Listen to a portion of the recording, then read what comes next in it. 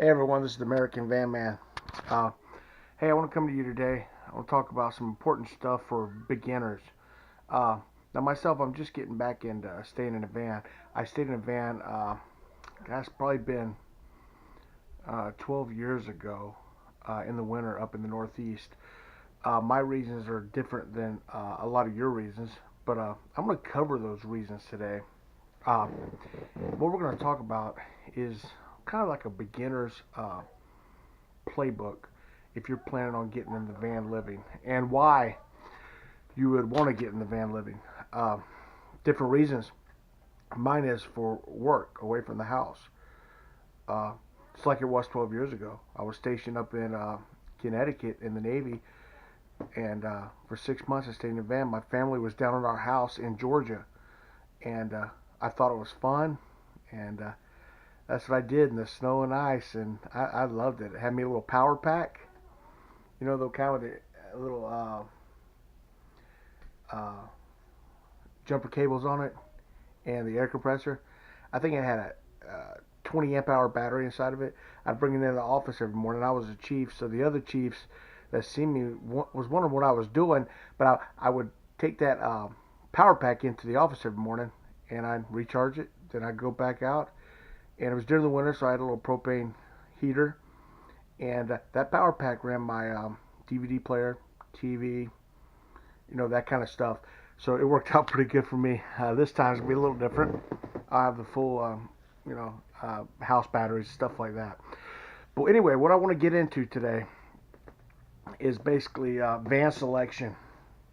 And before you can get into van selection, you have to know what type of vans are out there and what type of van living you're going to do. Now, there's other places to find information on this. You have the Mystery 13 guy, one of the veterans out there just incredible guy. Then the Backroads guy, just incredible, and he shows you everyone's different setups and ideas, and really good veterans out there that's been doing this quite a while. Myself, I have limited experience, but I think I can speak on this pretty knowledgeably on van selection. So anyway, most of all, the vans you can choose from, you know what they are. There's typical cargo van, the van with no windows, larger vans, full size, including Sprinters, Mercedes, uh, and also your box trucks. A lot of people do that, and your panel vans, like old bread trucks. I've seen that done.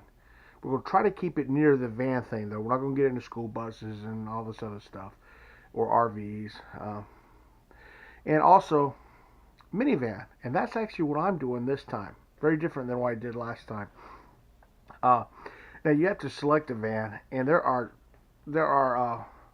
just a wide variety of pros and cons to each type of van. You really got to think about this one. And I thought about it before I did it this time. I knew about it for 6 months that I'd be doing this, so I had a while to think about it. And so I want to get into that. Okay, your living area. Living area is a big concern, especially if you're going to be doing this full time. I'm not a full timer. I'm a Monday through Fridayer. Okay, and I go home on the weekend.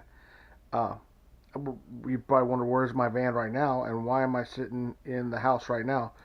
And this is Thursday.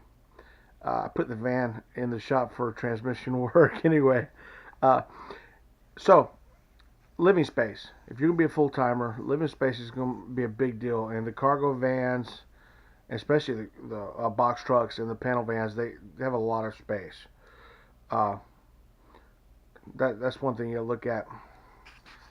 The downfalls of those vehicles is usually more expensive on fuel, and the bigger you get, I guess a typical full-size van nowadays, they probably can squeeze out 16 to 19 miles per gallon.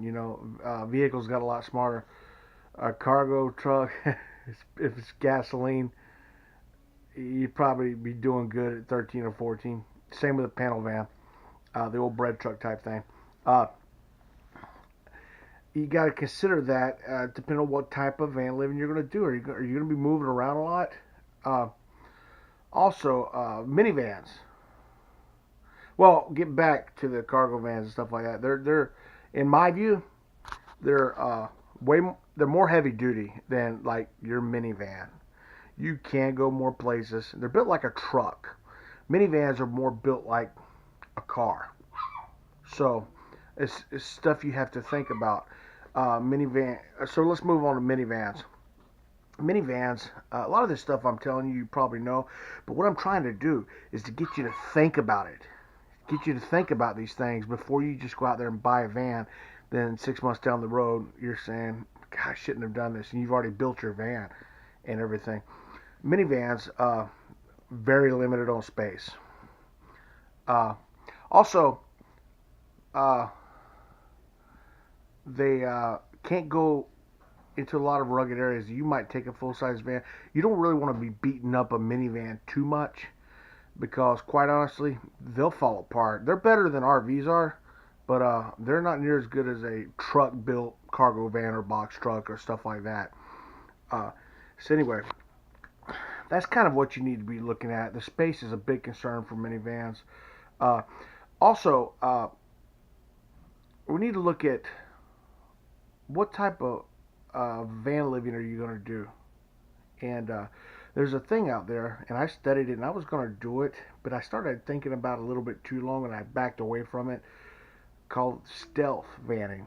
Okay, these stealth vans, and what they are, the type of vans you can use for that. I mean, you can use a cargo truck, panel truck, uh, especially cargo vans or the sprinter vans, especially the wide, any cargo one, no windows. They can blend in a lot of places, shopping center parking lots, industrial areas. You can park it anywhere. There's sometimes residential areas in big cities. You can park it right on the side of the road, and it looks like somebody that came home from work that day. Uh, you can park it, and the thing with stealth vans is you basically make these stealth vans in a way where no one knows someone is inside of it, and that's the pros to these things. Uh, and you can make a minivan a stealth van too. You can, uh, but if you're going to be stealthy and you're going to be living in it full time, you might just want to go for the long cargo slash Sprinter Mercedes van. Uh, anyway, excuse me. Uh, Now, if you're not worried about stealth, where you're going to live in the van, let's talk about minivans a little bit. My work is quite a ways off, and I drive. What I like about minivans, and my family's on, now they've never owned, I've never had my wife driving around a van as old as the one I have for living in, but minivans are really good on fuel mileage. I mean, if they were made after like 2002, 2003, they get anywhere from 25, 28 miles per gallon. These are crazy. Repairing a minivan is cheaper than repairing like a cargo van, Sprinter, uh, especially your box trucks, your panel trucks. That can get really expensive, but definitely a cheaper way to live is a minivan, and cheaper on fuel really. Tires are cheaper. Just everything about it is cheaper. Uh, they are reliable. The cost of this is you can't go kart in a four wheel drive in a minivan. You need to kind of be smart about this. Uh, so anyway, you can make a minivan a stealth van. You can. Uh, like you'll see my other video about when I talked about reflectix. And that's what I did. You black out all the windows. No one knows you're in there. I didn't go this route, okay? So we're going to move away from the stealth van talk for a little bit and say you don't really care if someone knows that you're in there. Because you're going to see one big difference between you not caring if someone knows you're in there and the stealth van. One big drawback of a stealth van, and I've seen a lot of these guys with these stealth vans, if they're in the south or almost anywhere in the summer, uh, you can't be running a big generator and expect someone to not think you're in the van. Uh, and to run an air conditioner, whether it be a portable AC or a window unit, I mean, you pretty much you can't go hook it up to your house batteries.